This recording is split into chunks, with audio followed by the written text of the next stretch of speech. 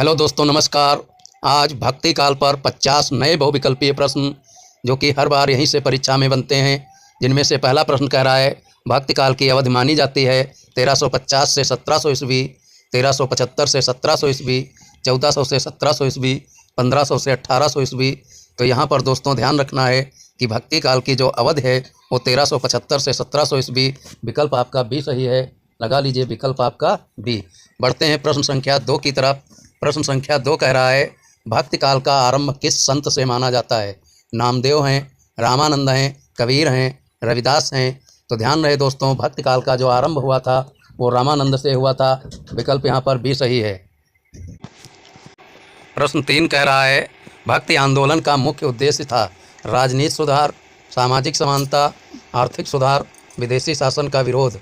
तो प्रश्न 3 भैया, भक्ति आंदोलन का जो मुख्य उद्देश्य था वो भैया सामाजिक समानता थी, इसलिए विकल्प यहाँ पर बी सही है, लगा लीजिए विकल्प बी। प्रश्न संख्या 4 कह रहा है भक्ति आंदोलन की प्रमुख विशेषता थी मूर्ति पूजा, जात पात का विरोध, युद्ध प्रियता, विलासिता। भक्ति आंदोलन की प्रमुख विशेषता जो थी भैया जात पात का विरोध था, इसलिए विकल्प यहाँ पर बी सही हो जाएगा, विकल्प बी सही है।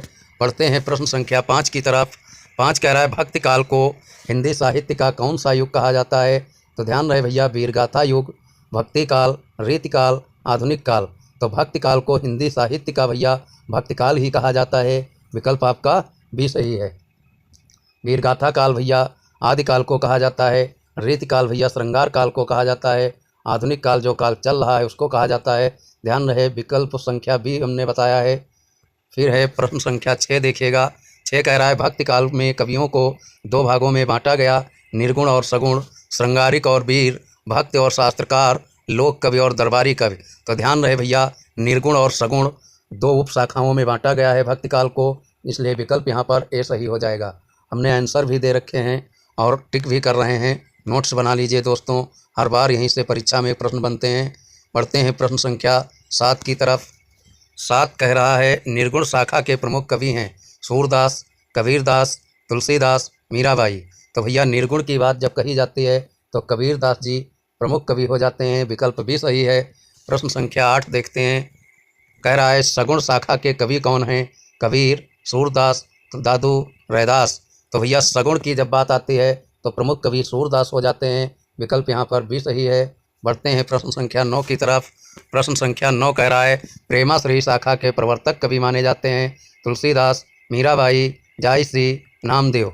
तो प्रेमाश्री शाखा के प्रवर्तक कवि जो भैया हैं वो हो जाएंगे जायश्री जी। प्रेमाश्री शाखा के प्रवर्तक कवि भैया जायश्री जी माने जाते हैं, इसलिए विकल्प यहाँ पर सी सही है। बढ़ते हैं प्रश्न संख्या 10 की तरफ। ज्ञानाश्री शाखा के प्रमुख कवि हैं कबीर, नामदेव, दादू, गुरु नानक। तो ज्ञानाश्री के भैया प्रमुख कवि कबीरदास जी माने जाते हैं, विकल्प ए सही है।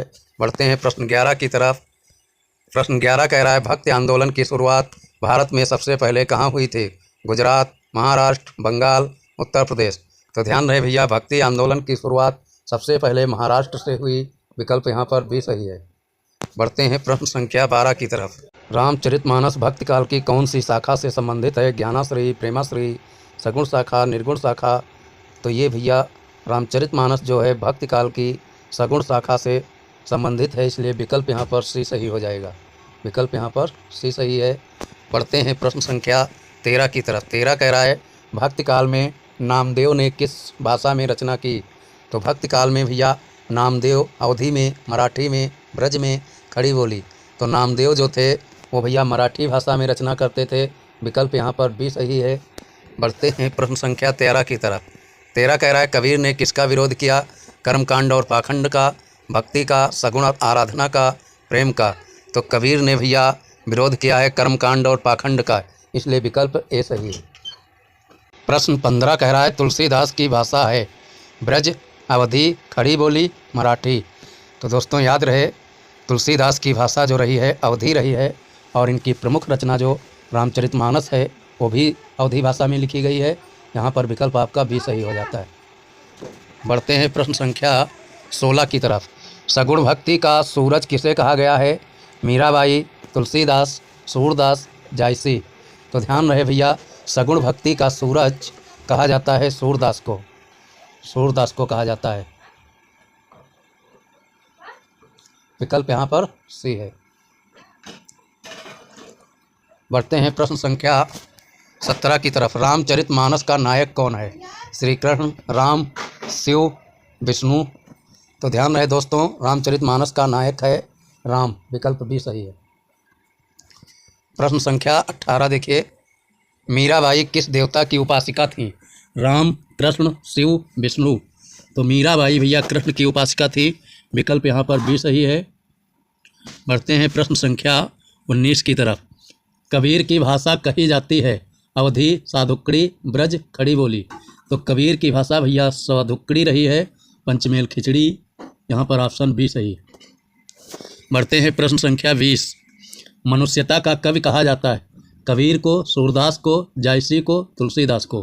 तो मनुष्यता का कवि भैया कहा जाता है कबीर को। विकल्प यहाँ पर ए सही हो जाएगा। बढ़ते हैं प्रश्न संख्या 21 की तरफ। 21 कह रहा है भक्ति काल में राम भक्त शाखा के प्रमुख कवि हैं? सूरदास, तुलसीदास, मीराबाई, जायसी। तो यहाँ पर भैया भक्ति काल में राम भक्त शाखा के प्रमुख कवि तुलसीदास। विकल्प भी सही है। बढ़ते हैं प्रश्न संख्या 22 की तरफ। 22 कह रहा है कृष्ण भक्ति शाखा के प्रमुख कवि कौन हैं? सूरदास, तुलसीदास, नामदेव, कबीर। तो ध्यान रहे भैया कृष्ण भक्ति शाखा के प्रमुख कवि रहे हैं सूरदास जी। विकल्प यहाँ पर ए सही है। बढ़ते हैं प्रश्न संख्या 23 की तरफ। 23 कह रहा है पदावली किस कवि की प्रसिद्ध कृति है? सूरदास, नामदेव, कबीर, मीराबाई। तो पदावली जो कृति है भैया ये प्रसिद्ध कृति है मीराबाई की, इसलिए विकल्प यहाँ पर डी सही है। बढ़ते हैं प्रश्न संख्या 24 की तरफ। भक्ति आंदोलन की नींव रखने वाले दक्षिण भारत के संत थे? आलवार और नायनार, नामदेव, रामानंद, कबीर। तो भक्ति आंदोलन की नींव रखने वाले दक्षिणी भारत के संत जो थे उनको आलवार और नार कहा जाता था। विकल्प यहाँ पर ए सही है। बढ़ते हैं प्रश्न संख्या 25 की तरफ। 25 कह रहा है रामानंद के शिष्य कौन थे? कबीर, सूरदास, मीराबाई, जायसी। तो ध्यान रहे रामानंद भैया कबीर के गुरु थे। तो चाहे गुरु पूछे और रामानंद के शिष्य पूछे तो कबीर। विकल्प यहाँ पर ए सही। बढ़ते हैं प्रश्न संख्या 26। भक्ति काल में संत परंपरा का उद्देश्य था? जातिगत समानता, राजनैतिक संघर्ष, धन संग्रह, व्यापार। तो भक्ति काल में संत परंपरा का उद्देश्य था भैया जातिगत समानता। विकल्प यहाँ पर ए सही हो जाता है। बढ़ते हैं प्रश्न संख्या 27 की तरफ। 27 कह रहा है संत कबीर का जन्म स्थान है? वाराणसी, काशी, मथुरा, सभी। तो संत कबीर की जन्मस्थान भैया जो है, संत कबीर का जन्मस्थान भैया जो है वो काशी माना जाता है। विकल्प यहाँ पर भी सही है। यहाँ हमने आंसर देना भूल गए हैं। और प्रश्न संख्या 28 देखिए, लिखा है गुरु ग्रंथ साहिब में नामदेव की रचनाएं हैं? हाँ, नहीं, दोनों, कोई नहीं। गुरु ग्रंथ साहिब में नामदेव की रचनाएं हैं। हाँ, विकल्प ए सही हो जाएगा। बढ़ते हैं प्रश्न संख्या 29 की तरफ। भक्ति काल में साहित्य का मूल उद्देश्य क्या था? ज्ञान प्रचार, ईश्वर प्रेम, राजनीति, विज्ञान। तो भैया भक्ति काल में साहित्य का मूल उद्देश्य था ईश्वर प्रेम। विकल्प यहाँ पर भी सही हो जाता है। बढ़ते हैं प्रश्न संख्या 30। पद्मावत किसकी रचना है? जायसी, कबीर, तुलसीदास, मीराबाई। तो पद्मावत भैया जो रचना है ये मलिक मोहम्मद जायसी की है। विकल्प यहाँ पर ए सही। बढ़ते हैं प्रश्न संख्या 31 की तरफ। सूरदास किसके शिष्य थे? वल्लभाचार्य, रामानंद, चैतन्य महाप्रभु, नामदेव। तो सूरदास भैया जो थे ये वल्लभाचार्य के शिष्य थे। विकल्प यहाँ पर ए सही हो जाएगा। बढ़ते हैं प्रश्न संख्या 32 की तरफ। 32 कह रहा है भक्ति रस का सागर किसे कहा गया है? तुलसीदास को, सूरदास को, जायसी को, मीराबाई को। तो भक्ति रस का सागर भैया कहा गया है सूरदास को। विकल्प यहाँ पर भी सही है। बढ़ते हैं प्रश्न संख्या 33। रामचरितमानस किस छंद में लिखी गई है? दोहा और चौपाई, गीतिका, सोरठा, मुक्तक। तो ध्यान रहे भैया रामचरितमानस जो है ये दोहा और चौपाई छंद में लिखा गया है। विकल्प यहाँ पर ए सही है। प्रश्न संख्या 34। भक्ति आंदोलन ने किस भाषा को बल दिया? संस्कृत, हिंदी, उर्दू, फारसी। तो भैया भक्ति आंदोलन जो है हिंदी भाषा पर बल दिया है, इसलिए विकल्प यहाँ पर भी सही है। बढ़ते हैं प्रश्न संख्या 35। कबीर किस प्रकार के संत थे? निर्गुण, सगुण, श्रृंगारिक, लौकिक। तो ध्यान रहे भैया कबीर जी जो थे वो निर्गुण के संत थे। विकल्प यहाँ पर ए सही है। बढ़ते हैं प्रश्न संख्या 36। 36 कह रहा है प्रश्न संख्या 36, मीराबाई का जन्म स्थान है कुड़की राजस्थान, वृंदावन, वाराणसी, उज्जैन। तो भैया राजस्थान ही है, विकल्प यहाँ पर ए सही है।